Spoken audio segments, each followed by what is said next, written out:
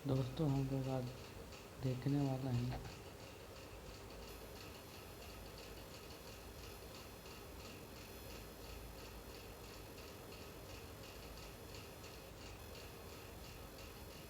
Hello दोस्तों, हम लोग पढ़ने जा रहे हैं सीडीपी की टॉप 100 क्वेश्चन जो कि परीक्षा की दृष्टि से इम्पोर्टेंट है। जल्दी जल्दी हम लोग देख लेते हैं। तो शुरू करते हैं बिना बकचोदी के। बाल विकास का अर्थ है केवल शारीरिक, केवल मानसिक, जन्म से मृत्यु तक होने वाला परिवर्तन या सीखना। इसमें हो जाएगा जन्म से लेकर मृत्यु तक जीवन पर्यंत चलने वाली शिक्षा होती है। उसका दूसरा क्वेश्चन देख रहे हैं, विकास की प्रक्रिया कैसी होती है। विकास की प्रक्रिया अनियमित होती है, नहीं स्थिर होती है, नहीं सतत सतत मतलब कंटिन्यूस चलने वाली प्रक्रिया होती है। फिर आगे देखते हैं विकास का सिद्धांत सिर से पैर तक। विकास का सिद्धांत सिर से पैर तक और कहलाता है क्या? प्रोक्सिमोटिकल इसको कहते हैं। सिफाइलोकोडल में होता है सिर से लेकर पैर तक विकास। चौथा क्वेश्चन है विकास का सिद्धांत बाहरी अंगों की ओर क्या कहलाता है? प्रोक्सीमेटल्स प्रोक्सीमेटल्स कहलाते हैं। इसके आगे देखते हैं वृद्धि और विकास में मुख्य क्या अंतर है। वृद्धि और विकास में मुख्य क्या अंतर? दोनों समान होते हैं? नहीं, वृद्धि विकास में दोनों क्या समान होते हैं? नहीं होते समान। वृद्धि और विकास दोनों अलग अलग होते हैं। वृद्धि क्या होता है? मात्रात्मक होता है, तो विकास क्या होता है? मात्रात्मक तथा गुणात्मक दोनों होता है। विकास की सबसे तीव्र अवस्था कौन सी होती है? विकास की सबसे तीव्र अवस्था होती है शैशवावस्था। कौन सी अवस्था होती है? शैशवावस्था। सबसे तीव्र अवस्था होती है शैशवावस्था। किशोरावस्था किसे तूफान और तनाव की अवस्था कहा है? स्टेनली हॉल ने किशोरावस्था को तूफान एवं तनाव की अवस्था कहा है। इसके आगे देख लेते हैं बाल विकास का अध्ययन। बाल विकास का अध्ययन किसका भाग होता है? बाल विकास अध्ययन होता है मनोविज्ञान का भाग। वंशानुक्रम का संबंध किससे है? वातावरण से, जन्मजात गुरु से, विद्यालय से कि मित्रों से। तीसरा होता है जन्मजात। वंशानुगत मतलब जो व्यक्ति जन्म लेता है उसके वंश जो बढ़ते हैं, परंपरा जैसे उसके बच्चे उसी को वंशानुक्रम होता है, तो जन्मजात गुण होता है। उसके आगे देखते हैं हम लोग विकास को सबसे अधिक प्रभावित करता है। विकास को सबसे अधिक क्या प्रभावित करता है? वंशानुक्रम, केवल वातावरण। वंशानुक्रम वातावरण दोनों क्या करते हैं? तो वंशानुक्रम वातावरण जिसका किसी भी व्यक्ति का विकास होता है तो उस पर उसके वंशानुक्रम और पर्यावरण दोनों का प्रभाव पड़ता है।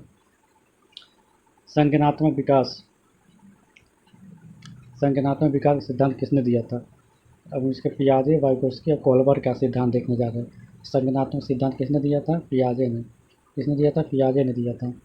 पियाजे के अनुसार संज्ञानात्मक विकास की अवस्थाएं कितनी होती है? पियाजे के अनुसार संज्ञानात्मक व्यवस्था होती हैं 4 व्यवस्था होती हैं। संवेदी गत्यात्मक अवस्था की आयु का 0 से 2 वर्ष तक। 0 से 2 वर्ष तक संवेदी गत्यात्मक अवस्था बताए हैं। फिर संक्रियात्मक संवेदी गत्यात्मक मतलब जब बच्चा पैदा होने वाला था 0 से लेकर 2 साल के बीच में। और पूर्व संक्रियात्मक अवस्था कहते हैं 2 साल से लेकर 7 साल तक। और मूल संक्रियात्मक अवस्था कहते हैं 7 साल से लेकर 11 वर्ष तक। मूल संक्रियात्मक बच्चा थोड़ा सा बड़ा हो जाता है 7 साल में, तो एडमिशन कराने के लायक हो जाता है, तो उसको मूल संक्रियात्मक अवस्था कहते हैं, जिसमें बच्चे समझने सीखने लगते हैं। औपचारिक संक्रियात्मक अवस्था किसे कहती है? 11 साल के बाद की अवस्था को कहते हैं औपचारिक अवस्था, संक्रियात्मक अवस्था। जेट पेजी का सिद्धांत किसने दिया था? जेट पेजी का सिद्धांत दिया था वाइगोत्स्की ने। किसने दिया था? वाइगोत्स्की ने जेट पेजी का सिद्धांत। स्कैलोफोल्डिंग का संबंध किससे? वाइगोत्स्की ने ये भी दिया था।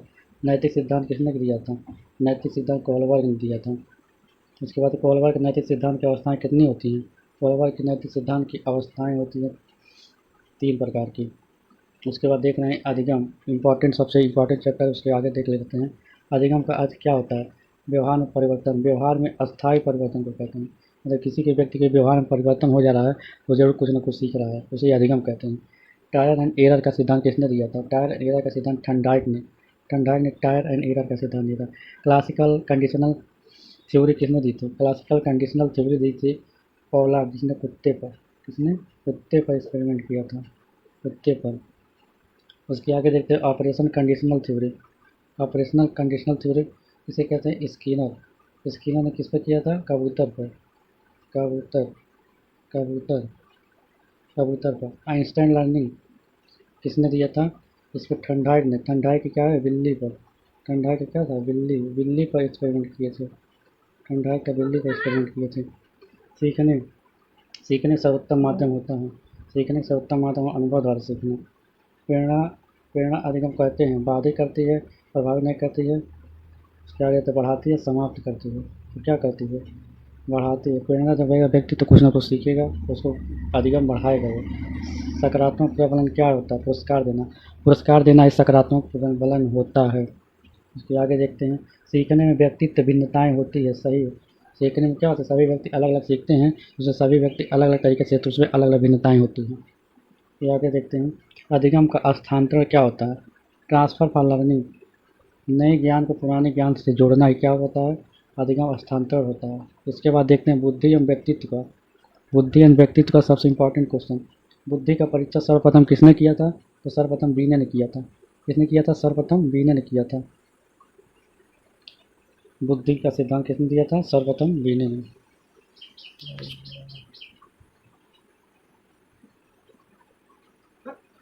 और उसके आगे देखते हैं, बुद्धि की परीक्षा किसने किया था?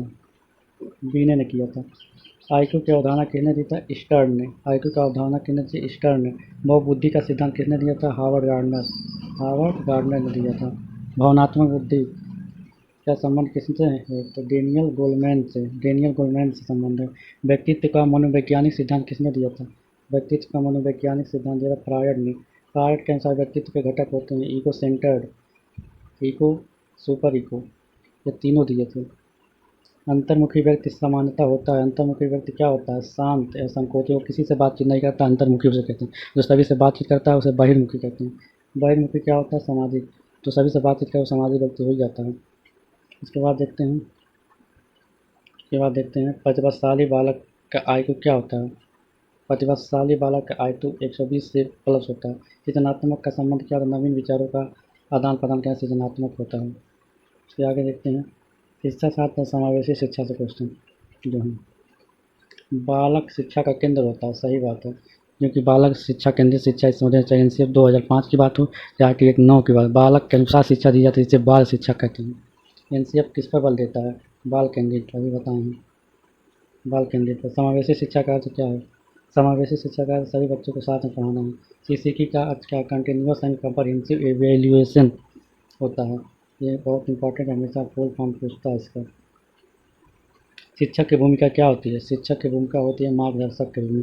कक्षा में विविधता, शिक्षक को क्या कहते हैं? स्वीकार करना चाहिए कि सभी व्यक्ति जो है कक्षा में विविध सीखते हैं। कोई जल्दी सीख जाता है, कोई देर से सीखता है, तो हमें क्या, सभी बच्चे को भावनाओं को समझना चाहिए, उनके अनुसार बढ़ाना चाहिए। निदात्मक मूल्यांकन, निदात्मक मूल्यांकन क्या होता है? निदात्मक मूल्यांकन होता है त्रुटियों को पहचानना, या किसी व्यक्ति की उसके त्रुटियों को पहचान करते हैं, उसे निदानात्मक करते हैं, और जब उसका उपचार करें तो उपचारात्मक कहते हैं उसे। रचनात्मक मूल्यांकन क्या होता है? शिक्षण के दौरान, शिक्षण के दौरान हमें जो भी मूल्यांकन करते हैं उसे रचनात्मक मूल्यांकन कहते हैं। शिक्षण के दौरान। समापन मूल्यांकन क्या होता है? समापन जैसे नाम से होती है समापन, ये समापन मूल्यांकन क्या होगा? अंत में। प्रभावी शिक्षा के लिए क्या होता है? सहभागिता, सहभागिता एक प्रभावी शिक्षा की होता है। ये था टॉप 15 क्वेश्चन जो कि परीक्षा के दृष्टि से इम्पॉर्टेंट था। प्लीज़ चैनल को सब्सक्राइब करें और लाइक करें, और नए चैनल है प्लीज़ आप लोग सपोर्ट कीजिए, क्योंकि ऐसे मोटिवेशन मिलेगा तो और वीडियो हम बनाएंगे। Thank you.